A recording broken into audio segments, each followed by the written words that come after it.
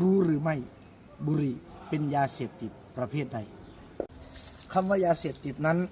หมายความว่ายาสารเคมีหรือวัตถุอื่นใดที่เมื่อรับเข้าสู่ร่างกายแล้วจะต้องรับต่อเนื่องในปริมาณที่เพิ่มขึ้นยาเสพติดนั้นมีทั้งยาเสพติดชนิดให้โทษและไม่ให้โทษหลายคนอาจสงสัยว่าบุหรี่เป็นยาเสพติดประเภทใดผมขอตอบตรงนี้เลยว่าบุหรี่เป็นยาเสพติดประเภทขอเหตุก็เพราะว่าเหล้าสิงอมควันนั้นขอเงินกัน5 บาทไม่ได้แต่ขอบุหรี่1 ตัวไม่เคยห่วงมีชายคนหนึ่งไปพบแพทย์ด้วยอาการทางปอดแพทย์จึงถามชายคนนั้นว่าสูบบุหรี่วันละกี่ตัวชายคนนั้นให้คำตอบกับแพทย์ไปว่าแล้วแต่จะขอเพื่อนได้ครับคุณหมอ